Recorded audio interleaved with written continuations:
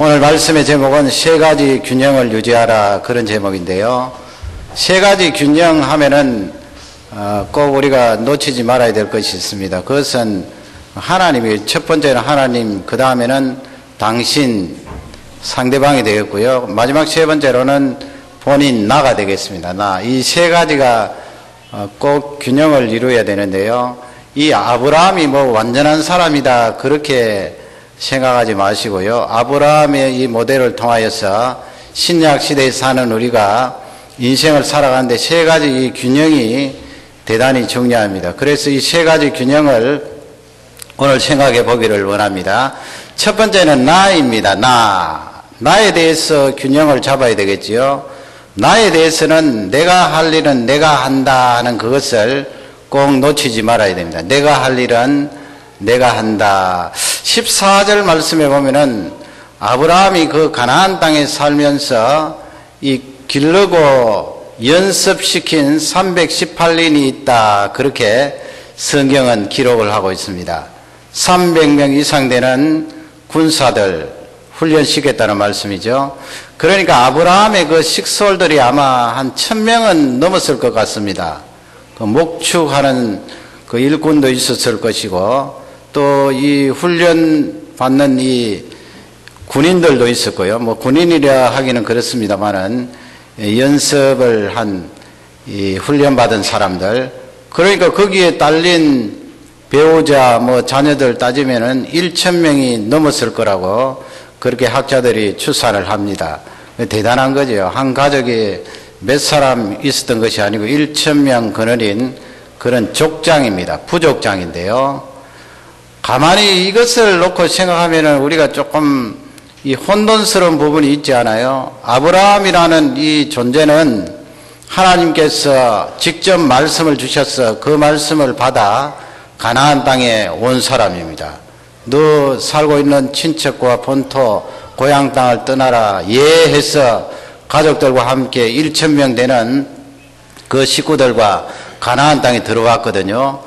그러면 여러분, 하나님 말씀대로 하였으니까 얼마나 하나님께서 선택한 그 아브라함을 인도해 주시고 보호해 주시겠습니까? 틀림없는 사실이거든요. 함께 하시고 인도해 주시고 보호해 주셨다. 그러면 왜 군사를 훈련시켜야 됩니까? 하나님은 나를 인도해 주시고 나를 붙들어 주시고 함께 하시는데 가만히 있어도 하나님께서 나를 도와주실 것이고 그 크신 날개로 나를 덮어서 안전하게 살 수 있도록 해 주실 것입니다. 그렇게 나가도 될 법한데 아브라함은 별도로 이렇게 군사들을 훈련시켰다 하는 것을 우리는 잊지 말고 기억을 해야 됩니다. 그것은 아브라함 자신이 하나님의 명령을 따라 가나안 땅에 왔지만은 자기가 해야 될 일은 자기가 해야 된다 하는 그것을 놓치지 않았던 것입니다. 우리가 뭐 믿음 좋다 이렇게 말할 때 하나님 아버지 저의 모든 것을 맡아주실 줄 믿습니다. 그리고 나는 그냥 팔짱 끼고 가만히 있는 것이 믿음 좋은 것이 아니고요. 하나님께서는 믿음으로 살기를 원하시는데 그 믿음으로 산다는 말씀 속에 내가 해야 될 일은 반드시 해야 됨을 우리에게 강조하고 있습니다. 그러니까 믿음으로 산다는 그 말씀 속에는 내가 할 일은 내가 한다는 그 말씀이 포함되어 있는 거예요. 그 성경을 읽다가 보면은 저는 이렇게 또 반의적으로 그렇게 하나님 앞에 여쭤볼 때도 있습니다. 특히 그 마태복음 5장에 보면은 산상보훈이 있는데요. 23절에 보면, 마태복음 5장 23절에 보면 어떤 사람이 이렇게 하나님 앞에 예배드리러 나아갑니다. 그 예물을 가지고 하나님 앞에 제단에 나아가는데 구약식으로 말하면은 예배 드린다는 거지요. 예배를 드리는데 갑자기 그 머릿속에 어떤 한 사람이 생각나는 거예요. 그 사람이 혹시 나를 원망하고 있지 않나, 원망받을 만한 일이 있거든. 너는 제단에 드리려고 하는 그 예물을 거기에 두고 다시 바깥으로 나가서 그 사람과 관계를 회복하라, 그런 말씀을 예수님께서 하셨거든요. 그러면 여러분 그 말씀을 어떻게 적용할 수가 있습니까? 오늘 주일날 예배 드리러 나왔는데 갑자기 내 마음에 걸리는 사람이 있다. 그러면 뭐 예배 드리지 말고 그 사람에게 가라는 말씀입니까? 그런 말씀은 아니죠. 거기서 주시는 귀한 초점은 믿음으로 산다고 하는 사람도 자기가 해야 될 일은 반드시 자기가 해야 됨을 알려주고 있습니다. 예배 드린다는 것은 참 신성하고 거룩한 일입니다. 그리고 여러분, 우리는 예배 드리면서 그런 보상 심리가 있지 않습니까? 하나님 아버지, 제가 오늘 하나님 앞에 예배 드리는데 나의 그 나머지 부분들을 하나님께서 좀 해결해 주시고 감당해 주십시오 하는 그런 마음이 있는데, 예수님은 그 말씀에서 딱 잘라 말씀하시는 거예요. 너 그렇게 은근히 슬쩍 건너뛰지 말라는 거예요. 원망받을 만한 그런 일을 했으면 네가 직접 찾아가서 그 사람하고 해결하지, 예배 드리는 것하고 연관지어서 그렇게 슬쩍 건너뛰지 말라는 것입니다. 그 사람을 찾아가라. 지금 당장은 뭐 예배를 드리더라도 예배 마치고 나면 그 사람하고 만나서 해결해야 될 문제는 네가 해결하라는 것입니다. 도매금으로 그냥 예배 드리는데 하나님 아버지 좀 봐주십시오. 우리 학생들 같으면 그렇게 생각할 수 있지 않습니까? 하나님, 제가 오늘 주일 지키면서 시험 공부도 못했는데 이 예배 드리는 이 시간 하나님께서 슬쩍 좀 봐주셔서 그냥 시험 공부 적게 해도 내일 월요일날 시험 잘 통과될 수 있도록 은혜를 주십시오. 그렇게 기도하는 것은 좋은데, 그렇게 기도하고 월요일날 시험 치면 시험이 엉망으로 나올 가능성이 있다는 거예요. 왜 그렇습니까? 예배 드렸음에도 불구하고 네가 해야 될 일은 네가 해야 된다는 것입니다.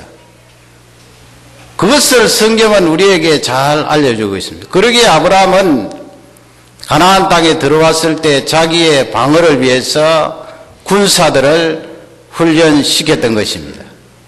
하나님 아버지 뭐 다 알아서 하십시오, 자기 일까지 다 포함해서 알아서 해주십시오 하는 것은 참다운 믿음이 아니라는 것입니다. 그러기에 아브라함의 이 삶의 균형은 대단히 중요한 거지요. 13절 말씀에 가시면 거기에 하바절에 보면 동맹했다는 그런 말씀 있잖아요. 그 가나안 땅에 있었던 뭐 마므레라든지 아넬이라든지 뭐 그런 사람하고 다 그 형제간들인데 같이 동맹을 했습니다. 아브라함이 그러면 한 믿음으로 사는 사람이 하나님만 붙들면 되지 왜 굳이 가나안 족속들 원주민과 동맹을 했는가? 그 비판할 일이 아니라는 것입니다. 하나님께서 선택받고 믿음으로 사는 아브라함이라도 이렇게 세상을 살아갈 때 자기가 해야 될 일은 해야 된다는 것입니다. 그러기에 여러분, 우리 신앙생활하는 사람이 대인관계가 얼마나 중요해요. 아니, 우리 신앙생활하는 사람, 믿지 않는 사람은 다 원수같이 여기고 그냥 세상 사람과는 완전히 난 담을 쌓겠다, 원수같이 그렇게 살아갈 수는 없는 거거든요. 내가 그들을 필요하고 그들도 나를 필요할 때 내 신앙을 양보하지 않으면서도 서로 손을 잡고 끈끈한 관계를 유지하는 것이 중요하다는 거예요. 그렇게 하다가 보면 하나님을 소개할 때도 있고 그들이 하나님 앞에 돌아올 기회도 있다는 것입니다. 이순신 장군이 우리가 생각할 때는 그분이 얼마나 강직해요. 자기가 생각하고 자기가 전략을 짜고 군사들 통솔하는데 뭐 어김이 없으리라 그렇게 생각하는데, 그때 당시만 해도 명나라가 있었지 않습니까? 그래서 조선에서 명나라 이 구원을 요청했는데 진린이라는 명나라의 그 해군 장군을 보냈다고요. 이 진린이라는 사람은 얼마나 고약했는지 먼저 한양에 들러서 거기에 이 한양에 있는 대신들에게 많은 모욕을 주었습니다. 심지어는 그 조선의 대신들을 잡아서 곤장을 쳤다고요. 그러니 얼마나 모욕적입니까? 조정에서는 이제 그 진린이 남쪽으로 이 남해 바다로 내려가는데 큰 걱정을 했다고요. 아니, 이순신 장군이 그 강직한 어른이 진린이라는 이 장수와 맞부딪혀서 서로 전쟁도 옳게 하지 못하고 큰 어려움을 당하지 않을까 염려를 했는데, 사실 그 기록을 보면 이순신 장군이 굉장히 납작이 엎드렸습니다. 진린이 도착했을 때 수십 킬로 나가서 배로 그를 영접하고 그리고 음식을 정성껏 준비해서 그를 대접하고 선물까지 준비해서 그를 극진히 대접하였어요. 나중에는 이 진린이 감동을 받아서 명나라에서 온 그 부하들에게 저 이순신 장군의 그림자도 밟지 마라 그랬어요. 그만큼 그를 높여주고 그가 책량을 세우고 인도할 때 따라가라고 그렇게 명령을 내렸습니다. 여러분, 우리 쪽에 볼 때는 이순신 장군이 영웅인데요. 아니, 그 영웅 장군이 어떻게 명나라 장군 앞에 그렇게 납작이 엎드려서 그렇게 했나? 그 핵심은 뭐예요? 지혜예요, 사실은. 핵심은 나라가 이렇게 어려운데 이순신 자신 혼자만으로 조선을 건질 수 없으니까 명나라의 힘을 빌려야 된다는 것입니다. 거기에 초점을 맞추고 자세를 납작이 엎드려서 많은 도움을 받지 않았습니까? 우리 예수님 믿는 사람도 지혜가 필요합니다. 내가 해야 될 일은 내가 해야 됩니다. 하나님 아버지, 오늘 내가 예배 드렸으니까 내 세상일을 하나님께서 다 맡아 주십시오. 아니에요. 내가 필요할 때는 군사도 기르고요. 내가 필요할 때는 잠도 줄이고 지혜를 짜서 전략도 세우고요. 사업체 경영하는데 좀 고심도 하고 세미나도 참석하고 어떻게 하면 이 사업체를 부흥시킬 수 있을까 열심히 노력하고 힘쓰는 것이 있어야 됩니다. 하나님 앞에 그냥 뭉뚱대려서 갖다 맡기는 것을 하나님께서 용납하지 않는 것입니다. 그러면 하나님 아버지, 제가 하나님의 도움이 필요한데 어떻게 좀 맡아주시지 않습니까? 아니에요. 가만히 생각하면은 하나님께서 그렇게 우리에게 하시는 것은 나를 인정해 주시는 거예요. 그만큼 인정해 주시는 것입니다. 오늘 아브라함은 군사들을 훈련시키고 또 주위에 있는 부족들과 손을 잡은 것은 믿음에서 떠난 것이 아닙니다. 아브라함이 해야 될 일은 자신이 한다라는 균형 잡힌 삶입니다. 이 삶이 우리에게 있기를 주님의 이름으로 축원합니다. 두 번째는 무엇입니까? 두 번째는 당신입니다. 당신. 너입니다. 너. 당신을 향해서는 이런 균형이 있어야 됩니다. 내가 당신을 도울 수 있다는 것이 축복입니다. 그런 균형이에요.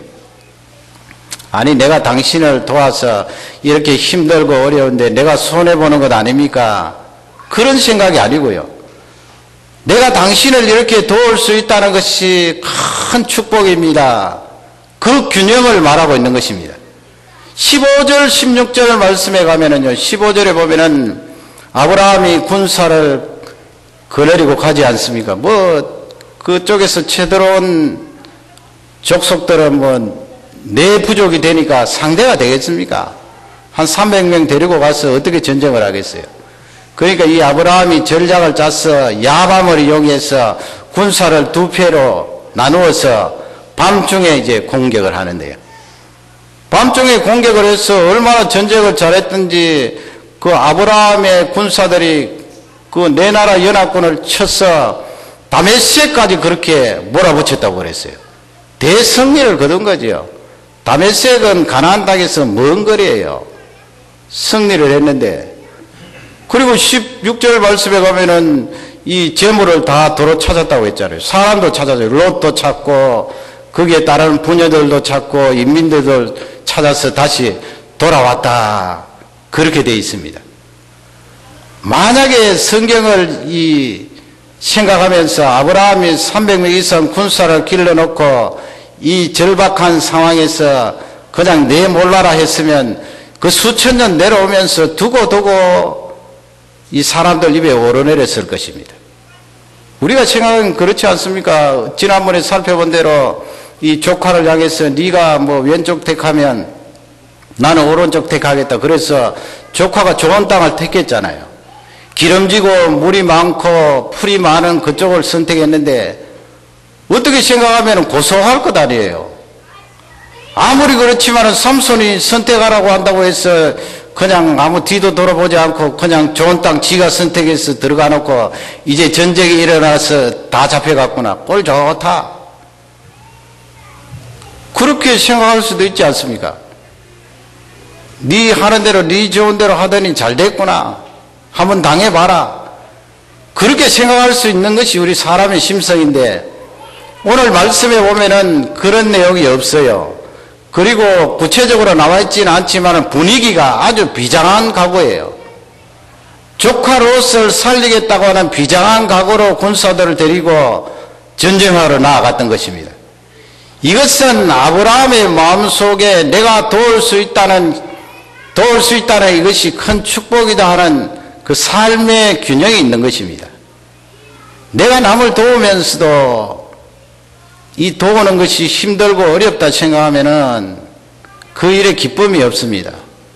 그래서 오늘 이 맥락은 우리에게 대단히 중요한 메시지예요. 내가 남을 도우면서도 이것이 나에게 축복이구나. 이것이 나에게 기쁨이구나. 그렇게 나아가야 비장한 각오로 승리할 수 있고 하나님께서 은혜를 더하여 주시는 줄 확신합니다. 여기 노인들 보면은요, 물론 뭐 동양 분들은 조금 다르겠습니다만은 이 서양인들 여기 노인들 보면은 이 은퇴하고 나서 절대로 놀지 않습니다. 뭐 어떤 분들은 직장 생활 하는 분도 있지만은 대개 자원봉사를 많이 합니다. 자기가 도움을 줄 수 있는 그곳에 가서 연세가 많아도 도우고 헌신하는 것을 많이 하거든요. 그것은 우리가 본받고 배워야 할 중요한 내용입니다. 남을 도울 수 있다는 것입니다. 이번에 우리 여름 성경학교도 성김으로 세상을 바꾸요, 그런 주제인데요. 제가 찬양을 가만히 가사를 보니까 이 요소가 다 있는 것 같아요. 나 자신을 향하여서, 그 다음에 이웃을 향하여서, 그 다음에 또 세 번째 포인트 하나님. 그래서 그 파이디올에서 아주 교재를 잘 만들었구나, 그런 생각을 해보았는데요. 우리 아이들 섬김으로 세상을 바꿔요, 참 중요한 주제잖아요. 섬김으로 세상을 바꿔요. 그래서 어제 보면은 그 프로그램 가운데 아이들이 직접 이렇게 떡볶이를 해먹는 그런 내용이 있어요. 그거 참 잘한 거예요. 왜냐하면 날마다 엄마 아빠가 뭐 요리해주는 그 요리를 먹다가 자기가 직접 그렇게 떡볶이를 해보니까 가만히 이렇게 보니까 크게 맛도 없는데 자기가 했는 것은 맛있다고 그러더라고요. 그 저한테 갖고 오면서 제가 그 옆에서 봤거든요. 맛있다고 그러면서 서로 자기가 한 것은 더 맛있대요. 물론 자기 입으로 들어가는 것이지만은 남이 해주는 음식을 먹는 것하고 자기 자신이 하는 것하고 벌써 아이들이 관점이 달라지거든요. 그래서 저는 그런 생각도 해봤어요. 어떤 한 사람도 그런 이야기를 하더라고요. 그 마지막 날에는 바깥에 가서 우리가 서로 게임도 하고 노는 그런 것도 있지만은 이 공원이나 교회 주변에 이 집게를 들고 휴지를 줍는 그것도 섬기는 것 아닙니까? 대단히 중요한 것입니다. 그 어떤 선생님 가운데 가르치는 것을 제가 옆에서 모른 척하고 앉아서 많이 들었는데요. 그 선생님이 반복적으로 그렇게 말씀을 많이 해요. 어린아이들에게 저학년인데 애야 참는 것도 배워야 한다. 참는 것도 있어야 한다. 그러니까 그 어린 애기들에게 참는 것도 배워야 한다. 참는 것도 있어야 한다. 툭툭 던지는데 가만히 보니까 아이들이 그거 따라 하더라고요. 그리고 참더라고요. 먹을 거 앞에 있는데 참는다는 것이 얼마나 힘들어요. 참는 것도 배워야 된다. 기도하고 먹어야 된다. 그렇게 자꾸 가르치니까 아이들이 그 참는 것을 배우는데, 여러분, 당신을 위해서 내가 이 도움을 줄 수 있다는 것이 축복입니다. 그거 참는 것 아니에요. 내가 참는 것 없으면 어떻게 남을 도울 수가 있습니까? 우리 부모님들은 이제 그렇게 생각하실 수 있습니다. 이 교회 규모가 작으면 교육 시스템이 잘 되지 않을 거야. 그래서 떠나는 분들도 있잖아요. 얼마 전에도 그런 경우가 있었는데, 그러나 그렇게 생각하는 경우는 교육이라는 것이 어떤 학생을 앉혀놓고 선생님이 주입식으로 계속해서 이렇게 가르치는 것. 그러면 그 말씀하시는 말씀을 듣고 배우는 것. 그것만 생각해서 그렇거든요. 큰 교회나 작은 교회나 자녀를 교육할 수 있는 장점과 단점은 다 있거든요. 그 장점과 단점을 무조건 큰 교회는 가서 많이 배울 거야 생각하는데 그렇지 않다고요. 작은 교회도 자녀들이 교육을 받을 수 있는 강점이 대단히 많다고요. 그래서 저는 이 청소년부 학생들을 많이 리더로 세우려고 그러잖아요. 아까 그 찬양 이렇게 했던 그 아가씨도 아가씨입니까? 청소년입니다. 청소년. 이번에 찬양 리더를 했다고요. 아니 큰 교회 가면은 선생님들 많고 뭐 할 사람 여기저기 구석구석 다 했는데 언제 청소년들이 주일 학생들 앞에서 찬양할 시간이 있나요? 찬양 리더할 시간이 있나요? 우리 교회 같으면 우리 청소년 이 학생들이 앞쪽에 나와서 어른 예배 때 찬양을 리드할 수 있는 기회를 주잖아요. 그런 것은 대단한 강점이에요. 교육이라는 것은 귀로 들어서 배우는 것도 있지만은 이번에 그 보조교사한 그 청소년 이렇게 보니까 제가 한번 들어가 봤거든요. 클래스에 들어가 봤더니 아주 잘하더라고요. 우리는 늘 어린이처럼 생각하고 자녀들을 그냥 할 수 없다고 생각해서 그렇지 갖다 맡기면 얼마나 잘하는지 몰라요. 어쩌면 어른들보다 리더십이 더 있어요. 얼마나 큰 강점입니까? 거기서 우리가 찾을 수 있는 중요한 포인트는 내가 남을 위해서 도운다는 거기서 배우는 것 아니에요. 리더하는 것은 그것도 도우는 거고요. 자기가 어린 나이지만은 학생들을 가르치는 것도 도우는 것 아닙니까? 그렇게 도우다가 보면은 교육을 받고 자기 자신이 잘하는 것입니다. 아브라함의 균형된 삶은 내가 도울 수 있다는 것이 축복입니다. 그 균형으로 나아갔습니다. 사실 남을 도울 수 있다는 것이 축복입니다. 우리 자녀들도 남을 도울 수 있는 사람으로 만들어야 됩니다. 그러면 하나님께서 능력을 부어주십니다. 자라나게 하십니다. 그 은혜가 우리 교회에 흘러 넘치기를 주님의 이름으로 축원합니다. 마지막 세 번째는 하나님께입니다. 하나님께. 은혜를 우리는 하나님께로부터 은혜를 많이 받는 존재입니다. 그래서 은혜를 당연시 하지 말라는 것입니다. 하나님 믿는 사람이 뭐 하나님 은혜 없이 어떻게 삽니까? 순간순간 하나님의 은혜요, 하나님이 도와주심인데요.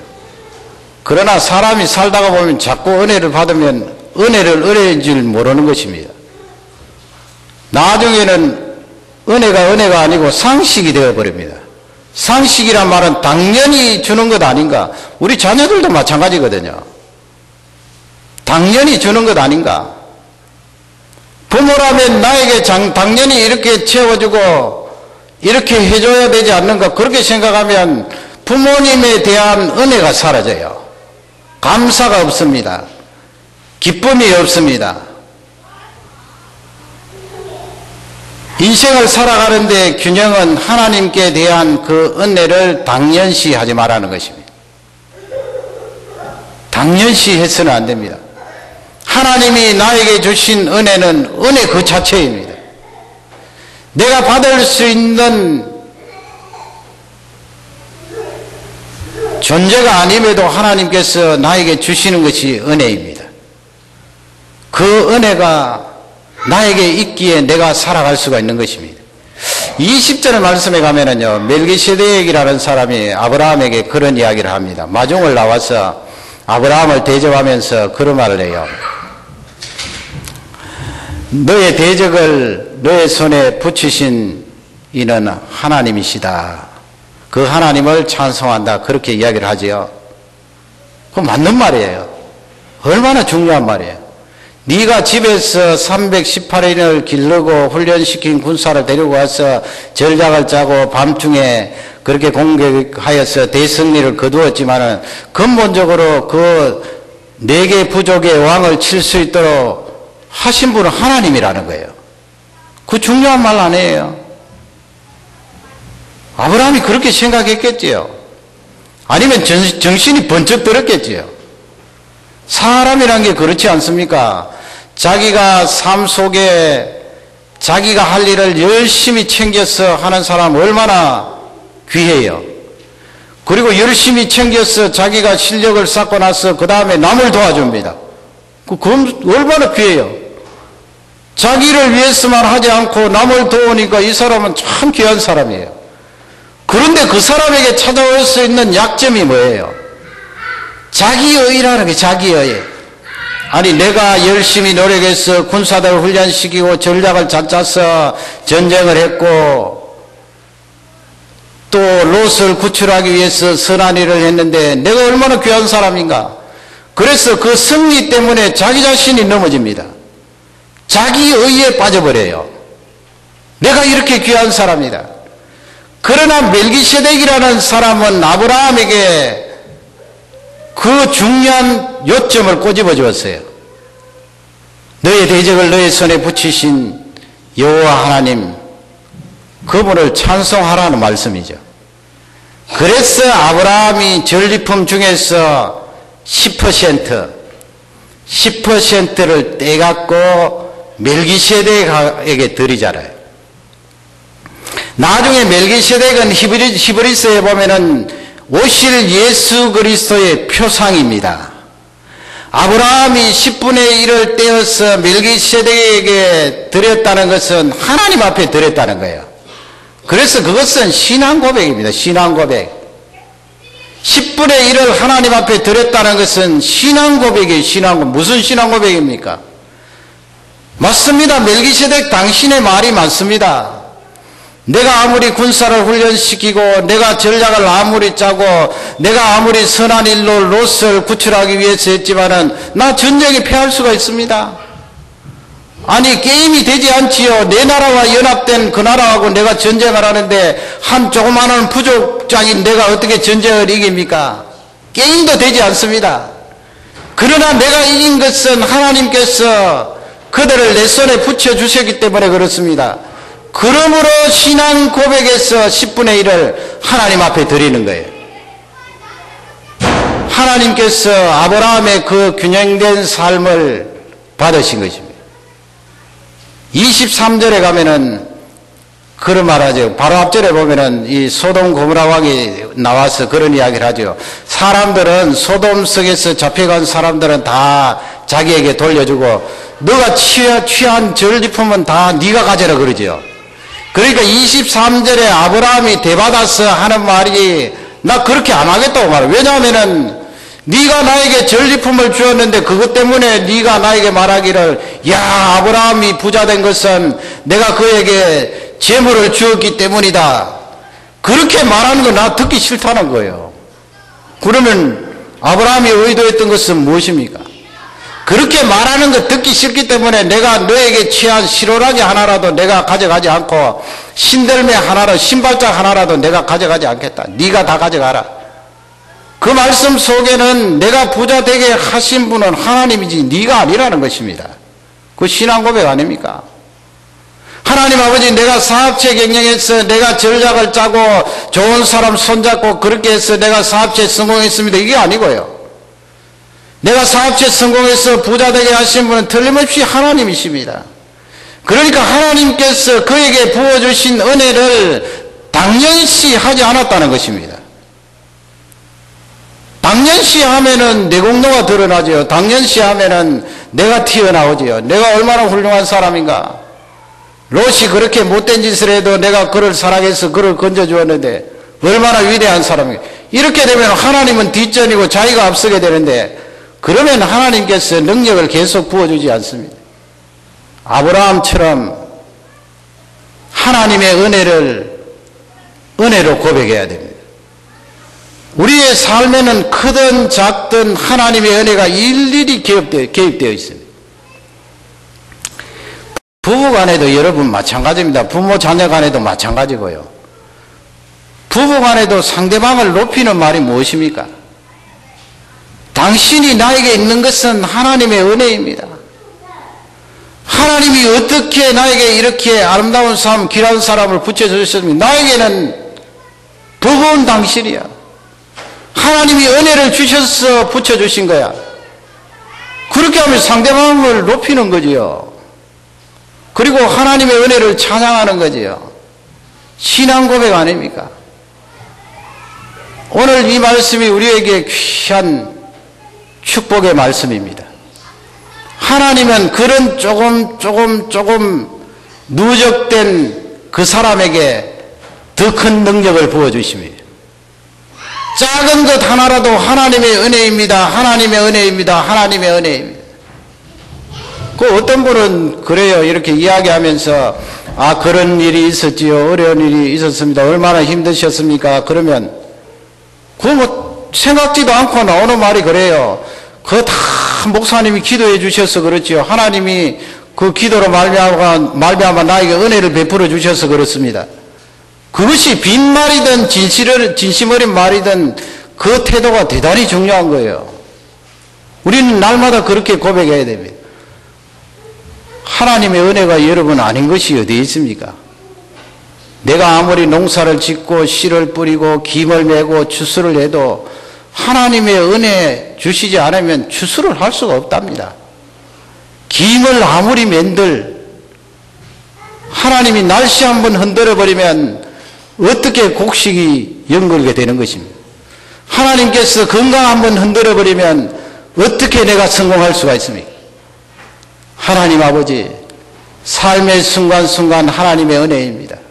하나님이 이기게 하셨습니다. 하나님이 나에게 은혜를 주셨습니다. 이 신앙 고백으로 오늘 나 자신을 향하여서, 이웃을 향하여서, 하나님을 향하여서 균형된 이 세 가지 밸런스를 잘 이루는 능력의 종들이 되시기를 주님의 이름으로 축원합니다. 다 같이 우리 기도하시겠습니다. 말씀을 생각하면서 간절히 기도합니다.